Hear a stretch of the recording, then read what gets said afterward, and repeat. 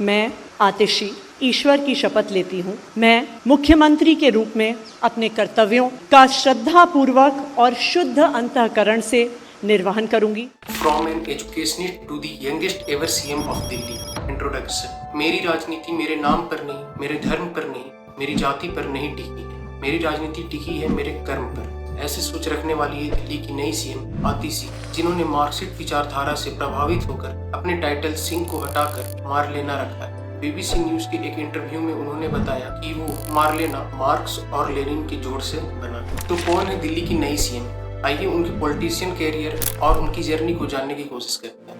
Education. Arvind Kejriwal cabinet के 14 departments की responsibility संभालने वाली आतिशी मारलेना का जन्म 8 जून 1981 को हुआ। उनके पिता का नाम विजय सिंह, जो कि दिल्ली यूनिवर्सिटी में एक प्रोफेसर है, और माँ तृप्ता वही है। उन्होंने अपनी स्कूलिंग दिल्ली के स्प्रिंगडेल स्कूल से की और 2001 में वो संत स्टेफन कॉलेज से हिस्ट्री ऑनर्स में ग्रेजुएट हुई। उन्होंने यूनिवर्सिटी ऑफ ऑक्सफोर्ड से 2003 में अचीविंग स्कॉलरशिप पर अपना मास्टर डिग्री हिस्ट्री पर कंप्लीट की और 2005 में वह मैगडेलन कॉलेज ऑक्सफोर्ड गई एज अ रोडस स्कॉलर। उनकी स्ट्रॉन्ग एजुकेशनल बैकग्राउंड ये साबित करती है कि कैसे उन्होंने दिल्ली गवर्नमेंट स्कूल को बेहतर बनाने के लिए उन्होंने मेहनत की और उनमें सुधार किया। उन्होंने बताया कि उन्हें हमेशा से पॉलिसी मेकिंग का पार्ट बनने का शौक रहा है और एजुकेशन एक ऐसा एरिया है जो उन्हें हमेशा से फैसिनेट करता था। From classroom to cabinet. Delhi के सीएम बनने का ये सफर आतिशी ने सोशल वर्किंग से स्टार्ट किया। कर्नाटका के ऋषि वैली स्कूल में कुछ साल पढ़ाने के बाद उन्होंने 7 साल मध्य प्रदेश के एक छोटे से गांव में रहकर ऑर्गेनिक फार्मिंग और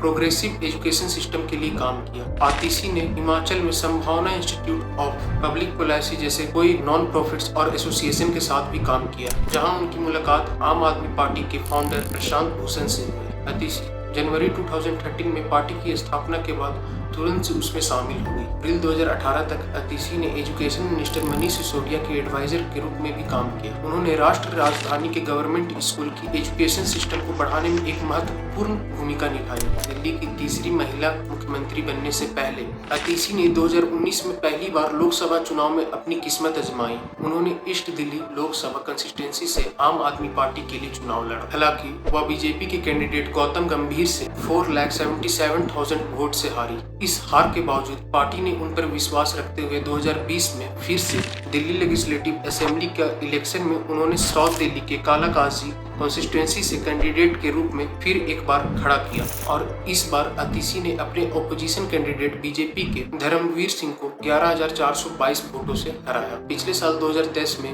मनीष सिसोदिया और सत्येंद्र जैन करप्शन चार्जेस पर जेल गए थे, तब उन्होंने अपने कैबिनेट से रिजाइन किया था। तभी आतिशी को दिल्ली में as an cabinet minister introduce किया गया। Rise of Kejriwal loyalist. बात है 21 मार्च 2024 रात के 9 बजे सीएम ऑफ दिल्ली अरविंद केजरीवाल को ईडी ने लीकर पॉलिसी केस के ऊपर अरेस्ट किया। ये अरेस्ट दिल्ली गवर्नमेंट के लिए एक बहुत ही बड़ा सेटबैक था, क्योंकि इस साल जून में जनरल इलेक्शन होने वाले और इस मुसीबत के समय आतिशी ने अपने पार्टी ट्रस्टवर्दी रिस्पॉन्सिबल मिनिस्टर के रूप में सामने आए। केजरीवाल के अरेस्ट से लेके उनके बेल तक आतिशी फोरफ्रंट पर रह के सारे काम को किए, जनता से अपील की और अपनी सीएम पर लगे सारे एलिगेशन को गलत प्रूफ करने में जुट गई। 5 महीने से ज्यादा जेल में रहने के बाद अरविंद केजरीवाल को सुप्रीम कोर्ट ने 13 सितंबर को बेल दी। जेल से निकलने के 2 दिन बाद ही उन्होंने डिक्लेयर किया कि वो 48 घंटे के अंदर अपने सीएम पद से इस्तीफा देंगे और 17 सितंबर को उन्होंने अपने सीएम पोस्ट से रिजाइन भी कर दिया। और उसी दिन केजरीवाल ने आतिशी को उनके अनक्वेश्चनेबल लॉयल्टी की वजह से उन्हें अपना सक्सेसर भी डिक्लेयर किया। द हिंदू के एक इंटरव्यू देते हुए party leader Malviya Nagar MLA Somnath Bharti ने आतिशी को पेश करते हुए कहा, जब अरविंद केजरीवाल जी और मनीष जी जेल में थे तब आतिशी ने पार्टी के कामों को संभालते हुए अपनी काबिलियत दिखाई।